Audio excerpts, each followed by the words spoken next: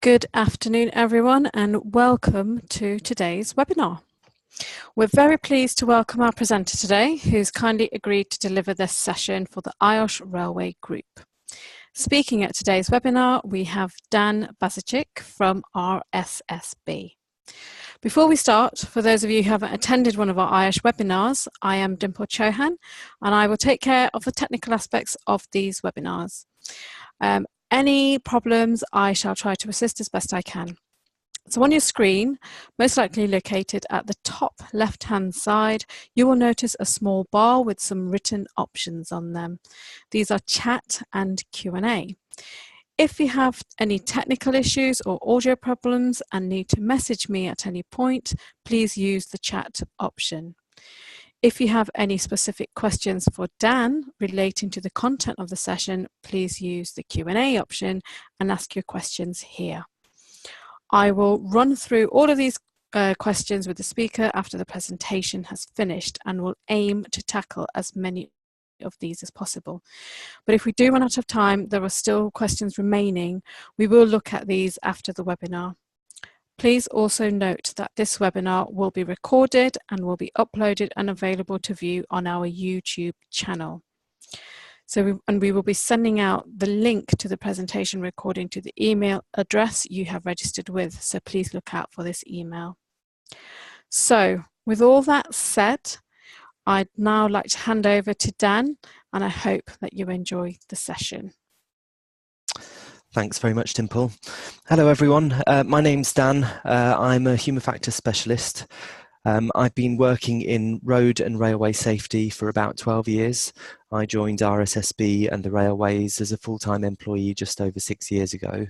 And before that, I worked for TRL, the Transport Research Laboratory.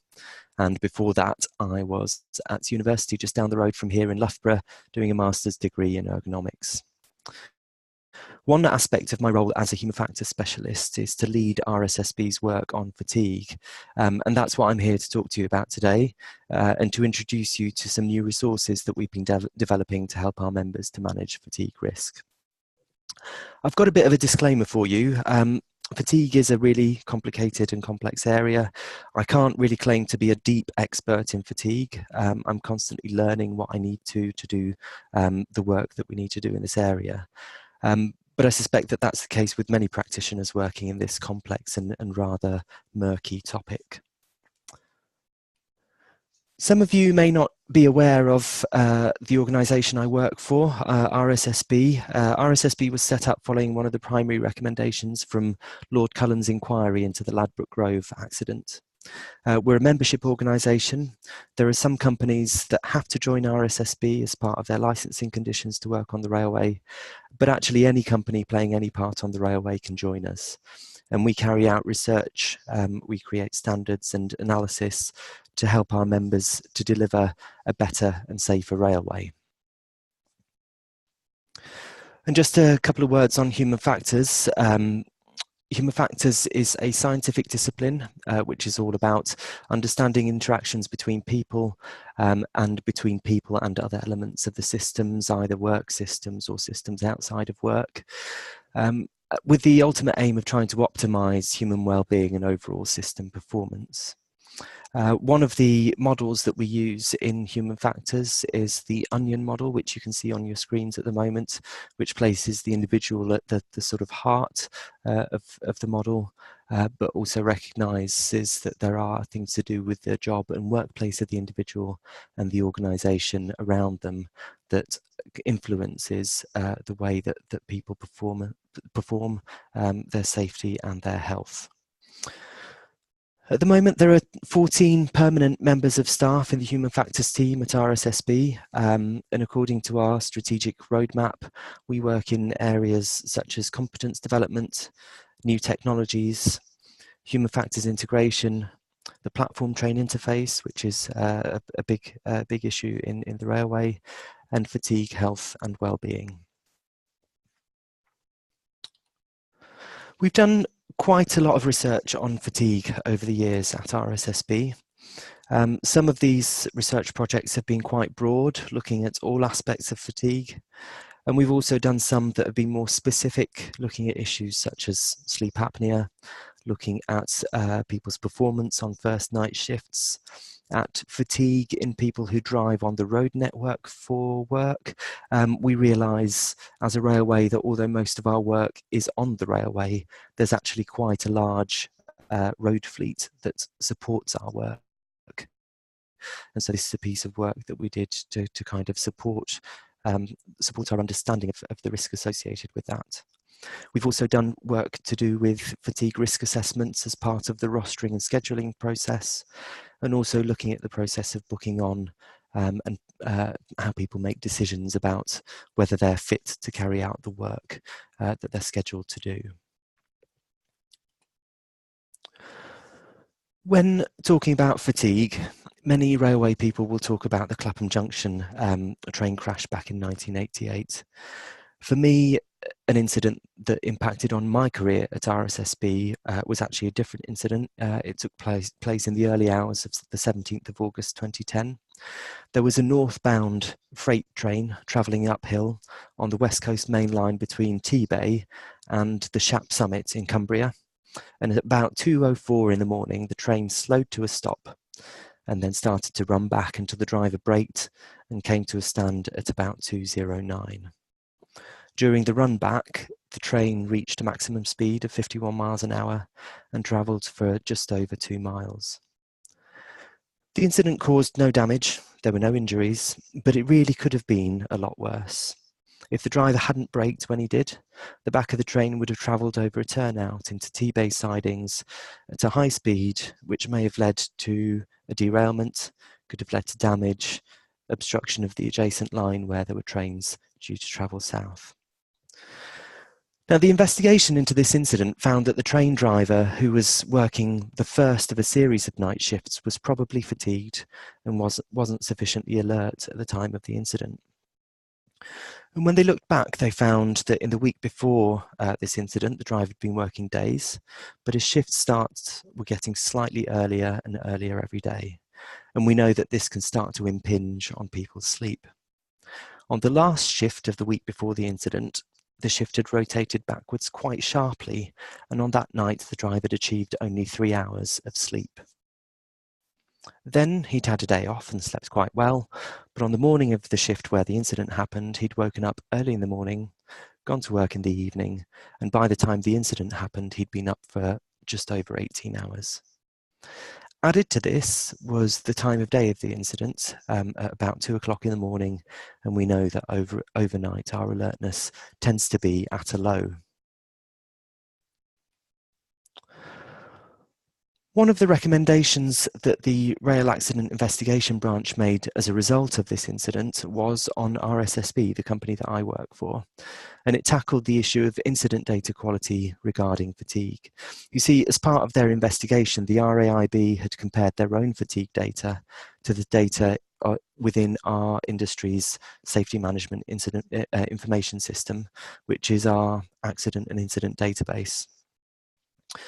They found that fatigue wasn't always recorded as a cause in SMIS, our database, even when the investigation report identified it as being a factor.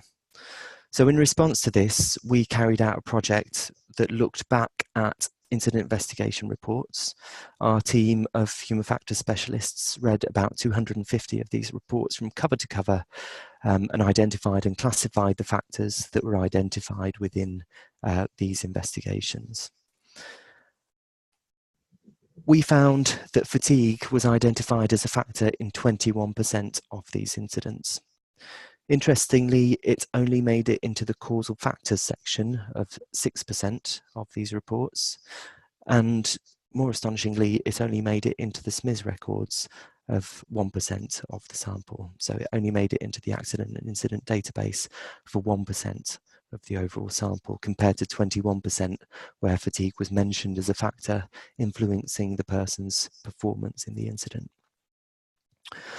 So what this report did was it gave us a new understanding of the contribution of fatigue to railway incidents. The other interesting piece of analysis that we did when we looked at why investigators thought people were suffering from fatigue. And you can see that in the graph below. You can see that work and home life related fatigue are kind of on an equal footing, with ill health slightly behind. So this kind of tells us, I suppose overall, this data tells us, first of all, that in relation to managing fatigue, you can't just look at work-related factors.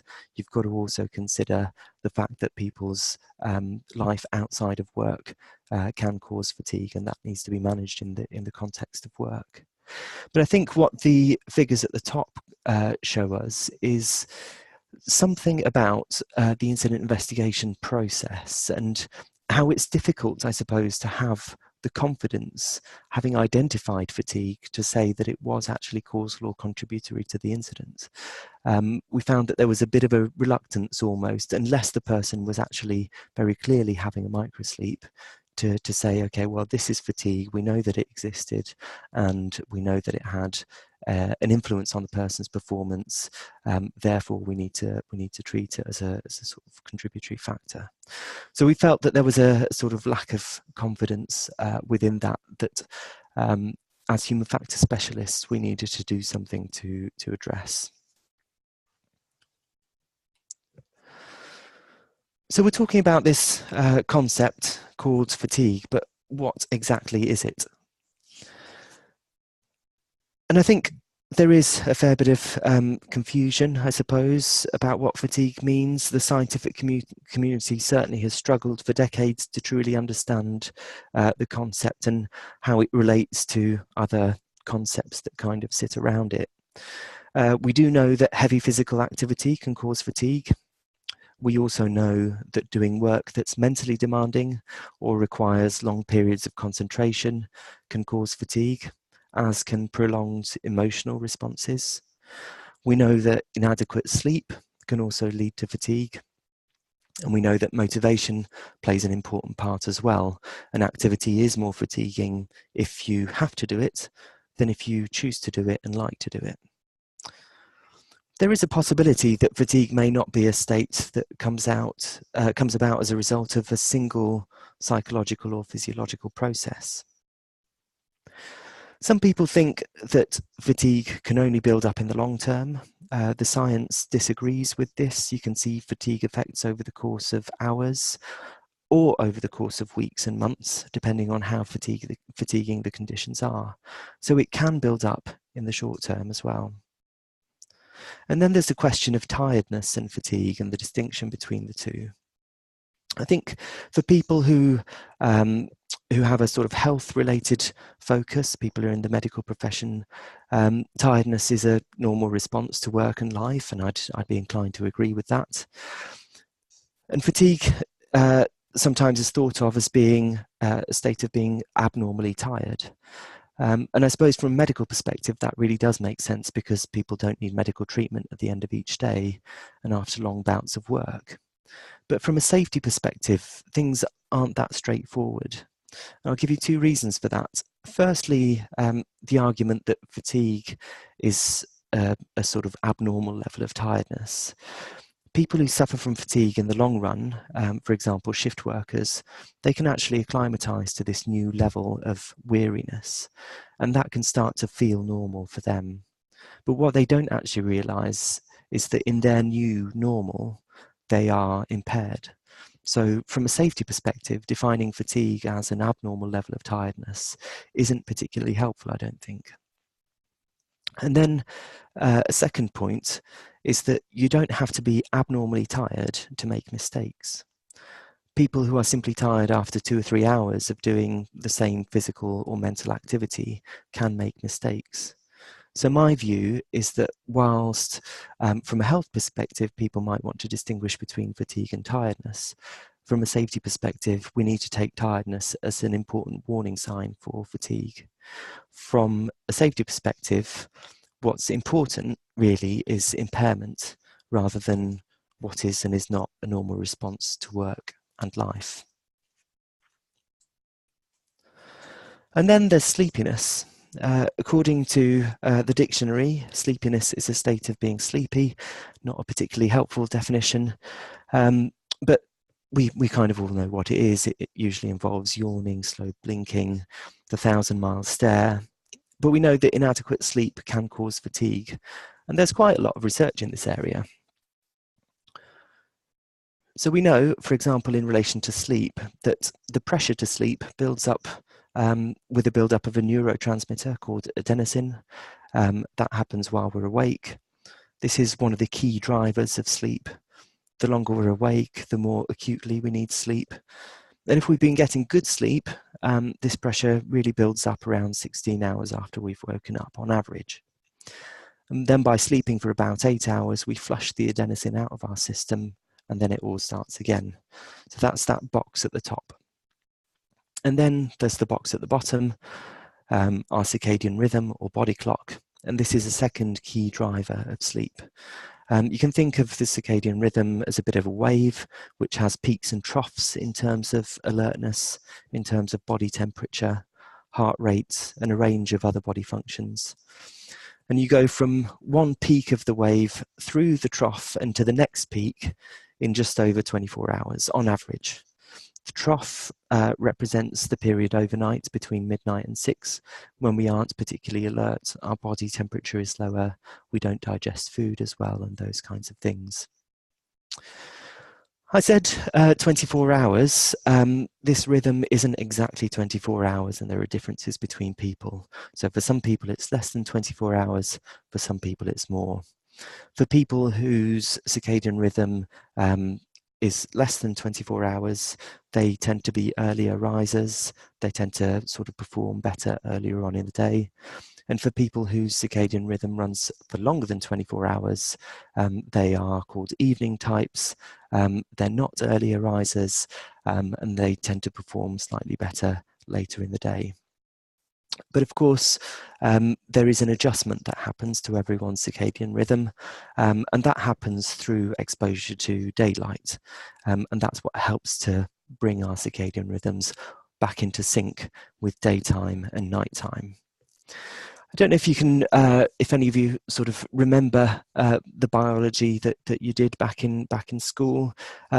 You may have talked about the eye and how in the back of the eye there's something called the retina, a surface called the retina, and in that there are rod cells and cone cells, and they're about picking up light and colour. But in recent years, scientists have also they've identified a third type of cell that's really important on this surface in the retina, and that type of cell is particularly sensitive to daylight, and that's really important in triggering this suppression and release of a hormone called melatonin, which plays an important role in syncing our circadian rhythm with daytime and nighttime. And that's why daylight is so important in maintaining our sort of synchronization to day and night. It's also interesting to look at what happens during sleep. And that's that we go through different stages in cycles. And when you look at these stages and attach electrodes to people's heads, you'll see different electrical signals. And that's what I'm showing here on the slide. People used to think of sleep as being quite a passive state where nothing goes on, but actually there is a huge amount of activity that goes on within us when we're sleeping. If you look at the slide, the first 3 stages of sleep are collectively known as non-REM sleep, in contrast to REM sleep, which is at the bottom there. These first 3 stages are generally really good for memory and for physical recovery from wakefulness. It's good for your bones, your muscles, your immune system, for example. Whereas REM sleep is dream sleep. It's where you have your dreams. And if you look at people's eyes in this stage of sleep, you'll see that they sort of dart backwards and forwards in people's heads. In fact, that's how it got its name, REM, standing for rapid eye movement. And the early studies of this stage of sleep actually involved scientists walking in on people who were sleeping and prizing their eyelids apart with their fingers to see the sort of eyes darting backwards and forwards, which I think must have been a fairly terrifying experience for everyone concerned. But what REM sleep is really good for is that it's about sort of recalibrating our emotional circuits. It's also where we create associations that you might not during the day. So it's really good for creativity and connecting sort of unlikely sort of memories within your brain.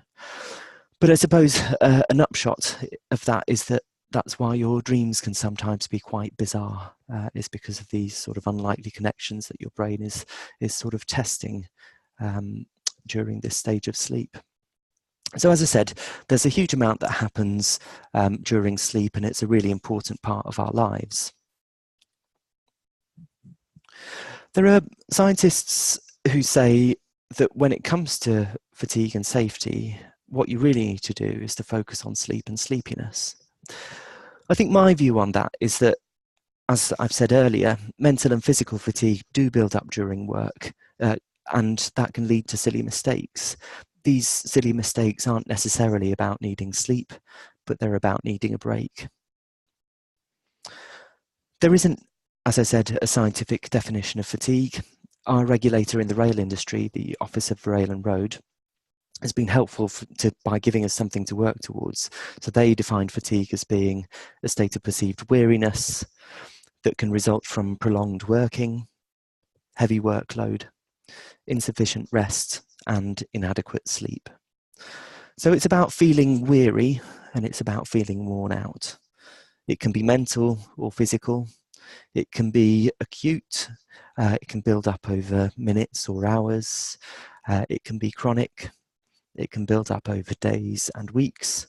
Sleepiness is one part of it, but it also includes tiredness that results from sleep and from physical and mental activity. The cure for fatigue is sleep and rest. If you're sleepy, the cure is sleep. If your muscles are tired, the cure is to give them a break. If your mind is tired from concentrating too hard, the cure is to give that a break. What I've tried to do with this visual is to kind of break some of the causes of fatigue that we've come across in our research into that onion model, which I showed you earlier, where we look at the individual, the job and workplace, and the organisation that sits around that. So if we look at the organisation, factors that can influence people's fatigue include things like the culture. Is there a culture in the organisation for people to kind of tough it out and keep going? What are the organisation's processes for managing fatigue risk? Are there pressures within the organisation for people to work long hours and to kind of make them feel particularly tired? What is the resourcing situation within the organisation? And then when you move to that middle blob, the job and workplace factors, there are issues to do with physical workload and mental workload, the person's working environment, the task that people are doing, how far they have to commute, where the organisation is located in relation to its workforce, the ergonomics of the person's workplace, and their working pattern, their shift pattern.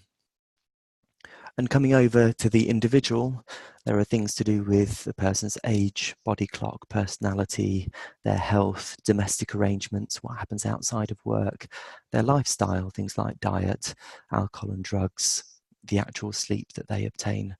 All of these things sort of combine, and there are relationships, complex relationships between each of them. So I mentioned about people's motivation. That in some ways, I suppose, is about the relationship between the individual and the tasks that they carry out, and the relationship between the individual and the organisation that they work for. So they all kind of combine in really complex ways to give rise to this thing that we call fatigue. But why is this important? There are lots of studies that have been done on fatigue that show that there are performance effects if people are suffering from fatigue. For example, visual performance is degraded when people are suffering from fatigue. Cognitive performance also gets worse. People can't be vigilant. They make more errors, and they take longer to respond when they're suffering from fatigue. Scientists have given sleep-deprived participants reaction time tests, and they found that their participants took longer to respond, and perhaps more worryingly, there were instances where people completely failed to respond at all. So people in their study who got about 8 hours of sleep a night had relatively stable performance. Those who got no sleep at all got 400% worse after their first night of total sleep loss. There was also a group of people who had 6 hours of sleep at night, and within 10 days, their performance was as bad as people who'd had no sleep for an entire night. And the more this went on, the worse their performance actually got. So there wasn't really a leveling off of the performance decrement. And this study's been repeated elsewhere with similar results as well. What's interesting about these studies is that they often also ask people how they think they're performing.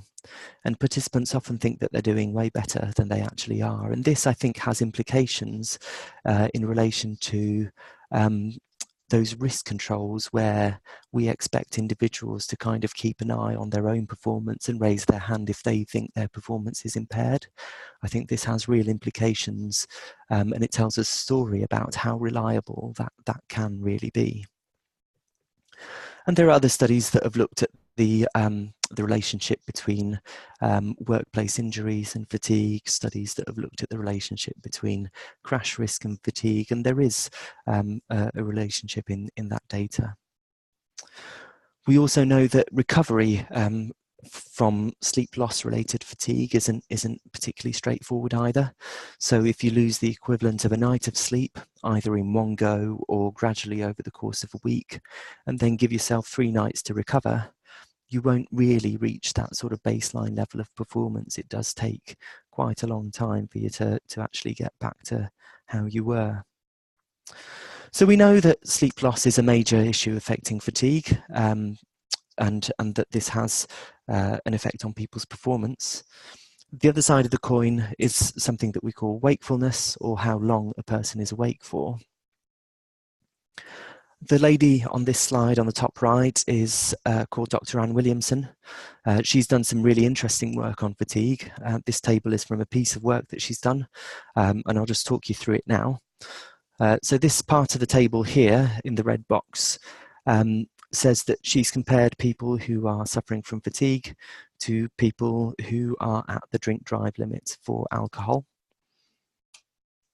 This bit in this red box says that she's looked at how well these people did in terms of reaction times, in terms of hand-eye coordination, in terms of vigilance, their ability to split their attention between 2 tasks, and a few other things.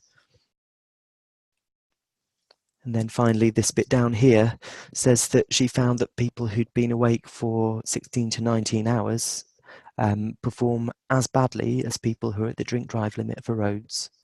So if you get up at 9 AM, go to work that evening, by 1 AM your performance is really suffering.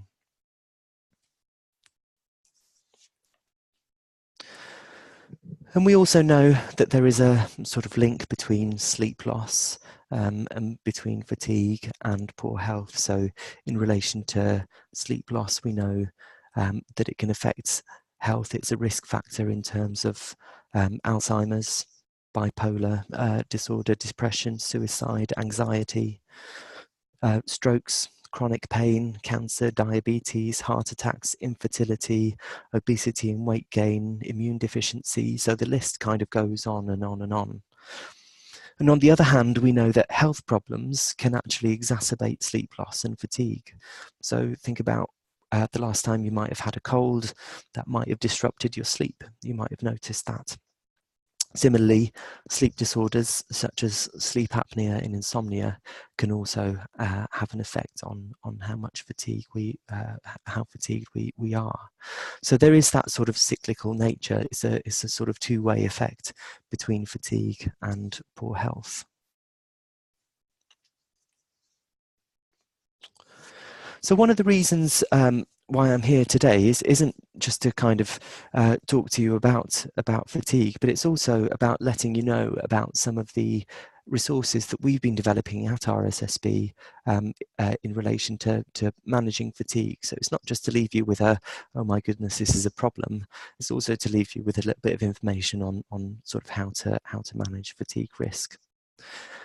Now, for the railway, there is a requirement in the legislation, Regulation 25 of ROGS, which says, and I'm paraphrasing, you need to manage the fatigue of safety critical workers so that they don't harm themselves or others. Obviously, there's a lot of legalese in the regulations themselves. What our regulator says in relation to this is that you need a fatigue risk management system, and this diagram from our guidance shows what one of those looks like. Rather than simply relying on specified hours of work and rest periods, fatigue risk management systems take a risk-based approach. You plan what you're going to do, you do it, you check whether what you've done has been effective, and if the check throws up some problems, then you act on them. It's that loop of sort of continuous improvement. It really is that simple, but it's also that complicated because this requires you to really think about and understand your own risks in different part of your company, how fatigue can exacerbate those risks, and to develop kind of tailored risk controls. Fatigue risk management systems are evidence-based, they are driven by data, and they are documented. Although the precise content of a fatigue risk management system will differ between organisations, this picture shows some of the key components. So at the top box there, we've got a company culture that supports a fatigue risk management system, including a policy commitment, a consultation process supported by senior management, where key roles and responsibilities are allocated. There's an effective sort of process for resourcing so that commitments can be met and people have the right education and training in order to meet the requirements of the fatigue risk management system. So that's all in the grey box at the top there. The box at the middle, this is about having a dedicated process for identifying fatigue risks, carrying out assessments, controlling that risk, and then evaluation. So that's that bit in the middle. And some information sources, as I said, this is a data-driven process, but some resources that you can rely on in relation to this is the safety critical workers who are at risk, staff feedback from them, perhaps a confidential reporting system for employees to raise fatigue-related concerns based around the principles of a just culture. Investigations, good quality investigations into the role of fatigue in incidents, using some predictive models to make early assessments of fatigue risks associated with your base rosters, and then the design of rosters based on good practice. And also, I suppose as part of that, documented arrangements to enable the system to be systematically monitored, reviewed and audited as part of that sort of continuous improvement. The holy grail, I suppose, for a fatigue risk management system is for it to be really embedded into the company's overarching safety management arrangements, so that that process of identifying, assessing, controlling and monitoring of risks includes fatigue. So rather than relying on sporadic and isolated controls, fatigue management is integrated and it's considered regularly as part of the company's day-to-day processes, as part of its day-to-day business. So fatigue should form one element of workplace risk assessments that are already being undertaken rather than being a sort of standalone activity.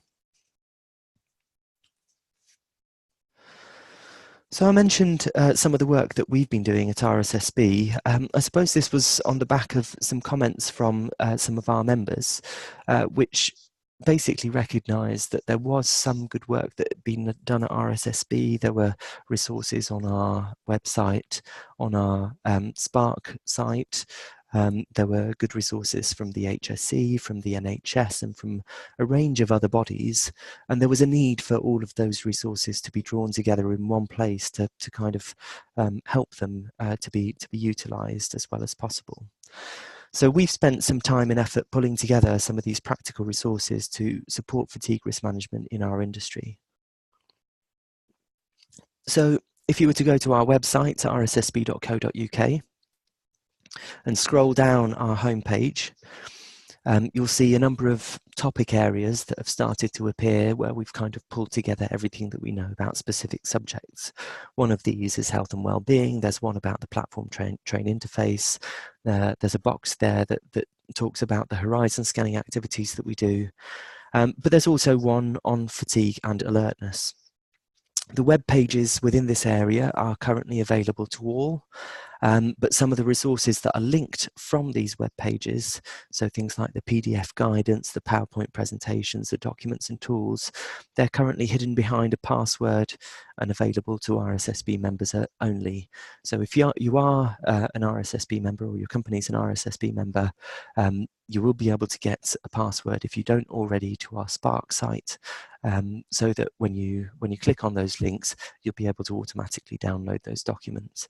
It's not a difficult process. I definitely urge you to kind of get those passwords and get that access if you haven't got it already. So the front page of the fatigue and alertness area, when you click on that box, it's got an introduction to fatigue, a bit of text around why we need to manage it. It's got some videos on things like what is fatigue, why is it important, sleep and your body clock, fatigue and shift work, those kinds of things. Then there's this area that you can see on the screen. I'm going to talk about that in a bit of detail in a few moments. But if you carry on past this area, you see an area that contains some publications, tools, and all of the research projects that we've done on fatigue in the past. There's an area on some of our sort of standards and good practice guides. And then there's an area for other resources from the ORR, from the Health and Safety Executive, from the NHS, and from trades unions.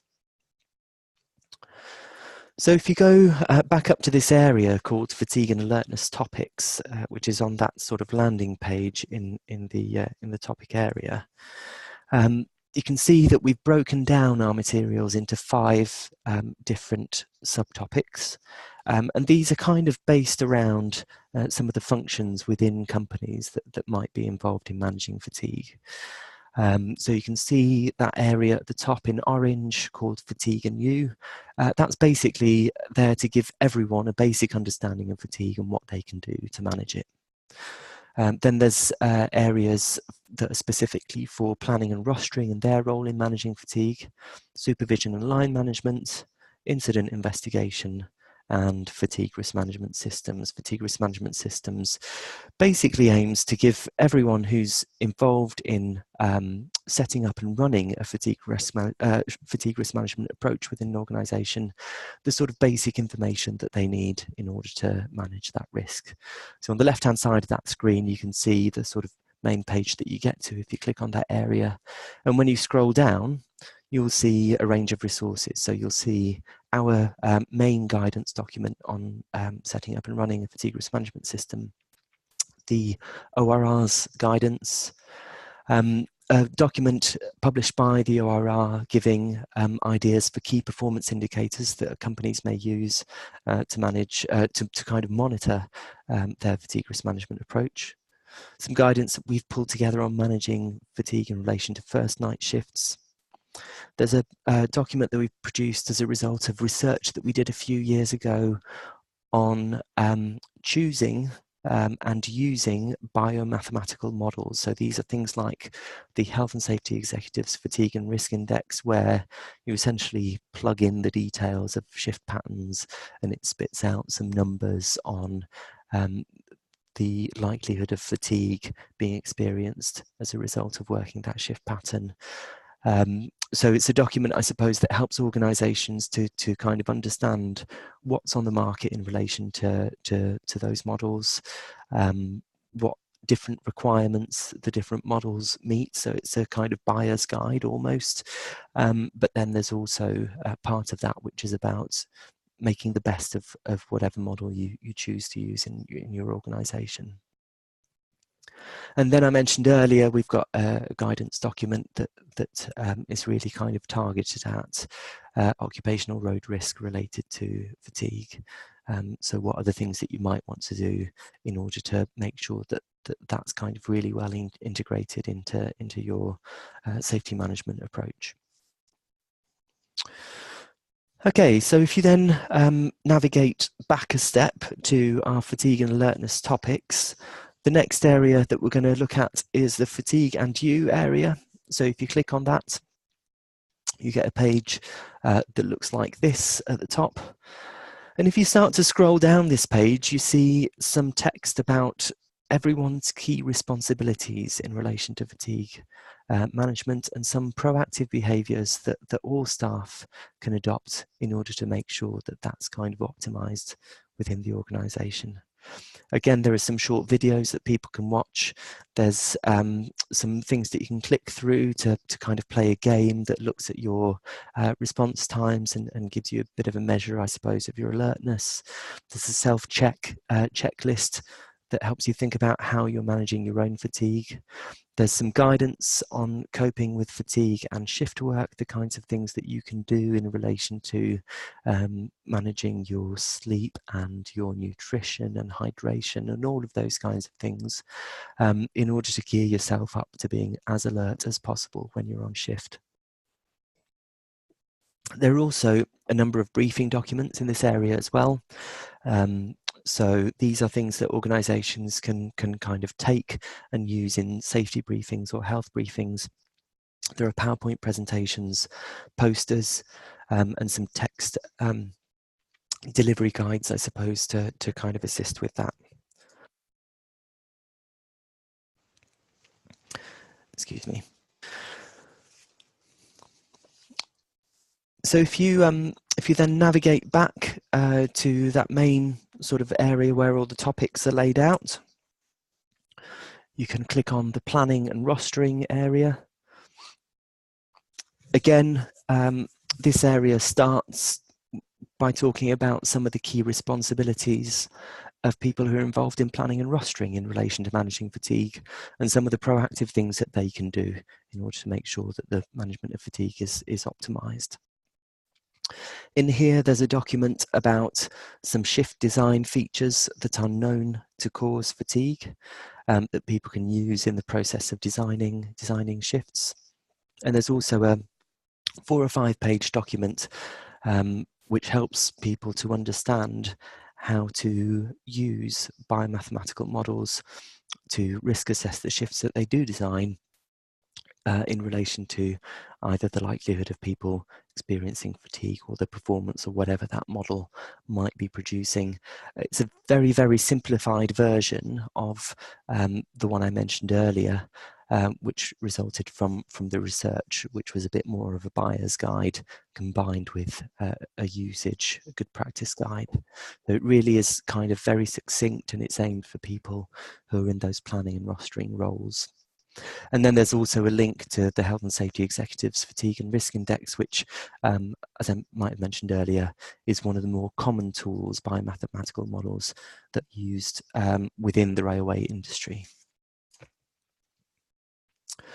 So again, going back a step to that fatigue and alertness topic area, we can then click on the supervision and line management area. And I think this was probably one of the places where we had the fewest resources in the past. Now I think it's one of the areas that I'm most proud of. Again, there are some key responsibilities and proactive behaviours that supervisors and line managers can adopt in relation to managing fatigue.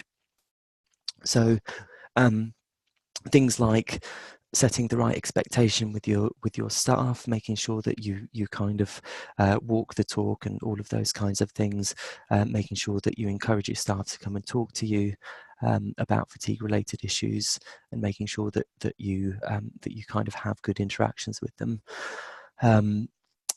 some of the resources that we have in this area are around considering fatigue in relation to fitness for duty decisions.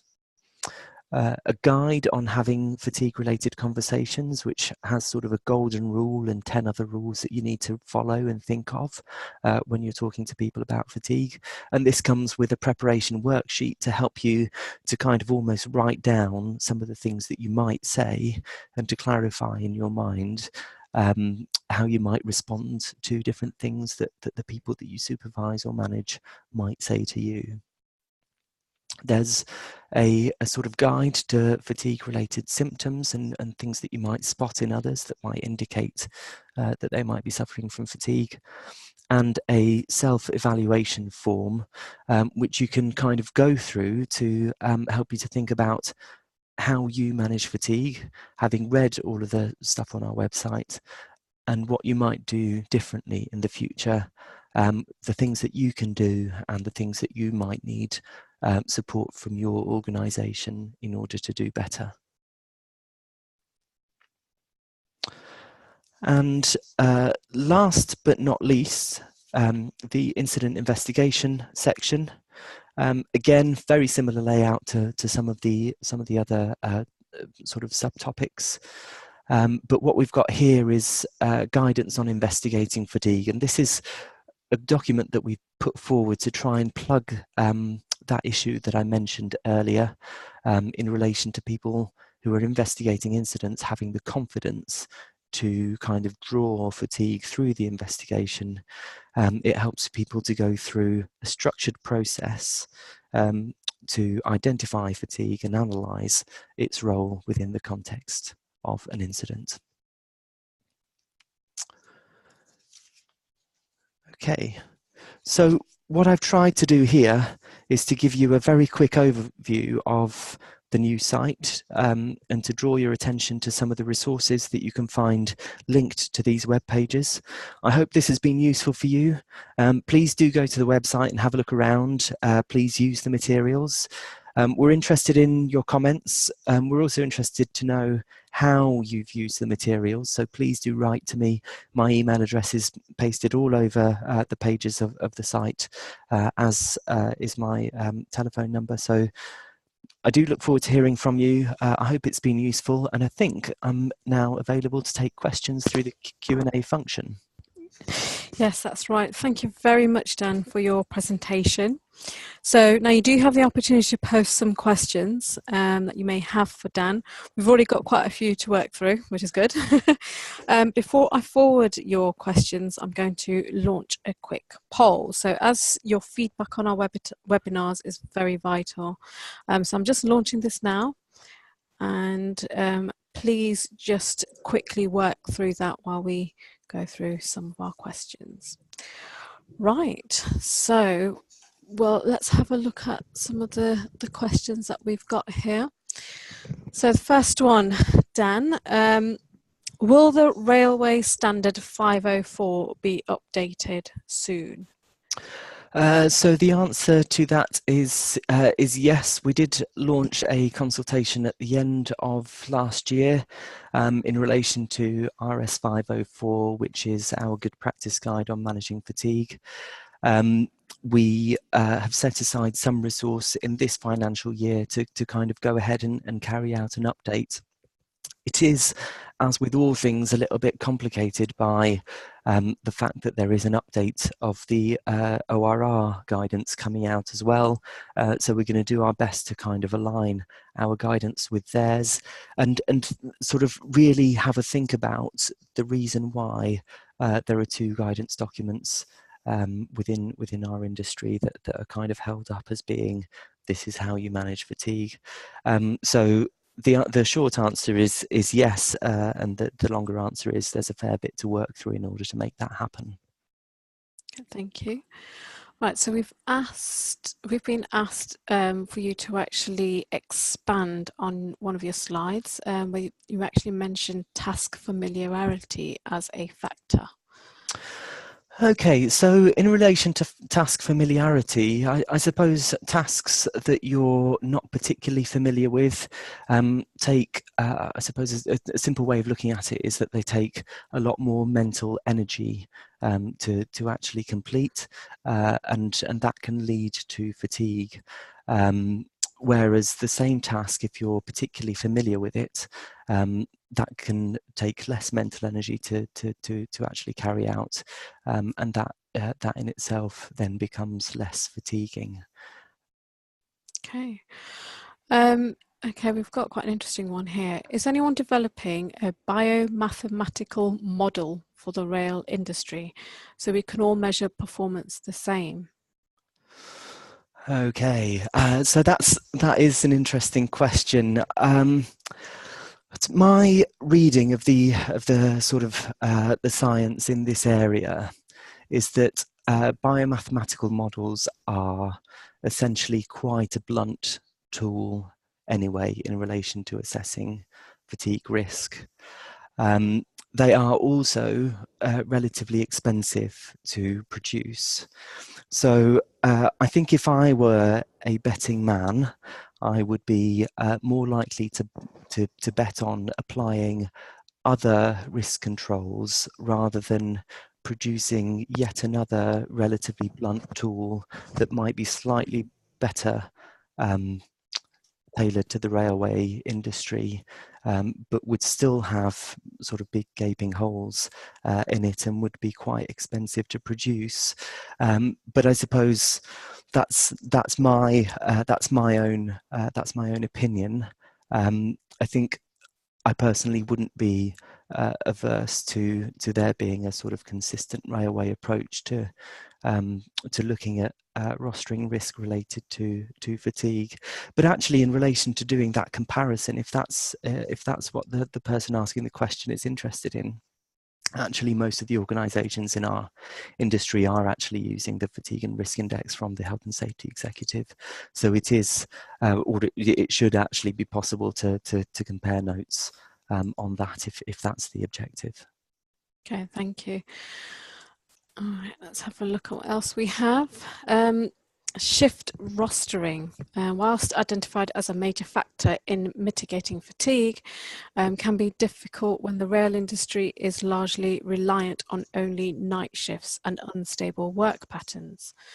That doesn't seem to be hopeful of a change soon, so how can we square the circle of the time available for work versus the lack of a major control on fatigue? So looking at how you can avoid nights and put in stable shift patterns.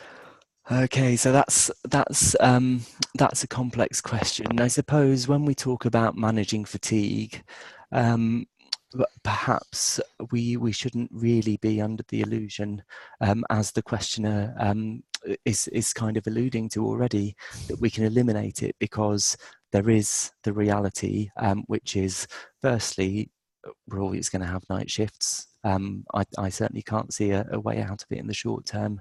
But secondly, if you think about task-related fatigue, we know that it starts to build up pretty much from the moment you start doing a task. So it's the case of managing rather than totally eliminating.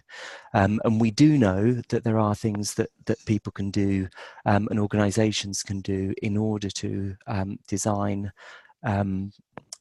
shifts well. The ORR has put out some really useful guidance based on some research that we've done, that talks about the kinds of shifts that are more fatiguing than others. We know that there are also things that organisations need to consider when applying these good practices in relation to the content of the work as well. And finally, there are things that individuals can do in order to try and optimise their alertness on shifts too. I think one of the things that the question brings up is that sort of, is it better to work continuous nights, or is it better to have a rotating shift pattern? And really, in relation to the science, it is a complicated area. My reading of the science is that actually, whilst in laboratory conditions, people can adjust to night shift work a lot better. In the real world, it is actually almost impossible for people to adjust to night shift work, and over time you see that people lose more and more sleep, and as a result of that their performance gets more and more impaired. So my reading of the science is that sort of fairly quickly rotating shift patterns are the best, and shifts that rotate about a week, where the change occurs after about a week, are kind of the worst, because your body clock's just about kind of catching up when the next change happens, so you're constantly playing catch up. So I suppose there are lots of complexities around all of this, but as I say, it's more about managing and optimizing than eliminating. I think that's where we are. Okay, thank you. So the next one's looking about where liabilities can lie. So we've got someone actually saying that they once worked for an employer where they were required to drive 2 hours for a 6 a.m. flight to then be on site until 5 p.m.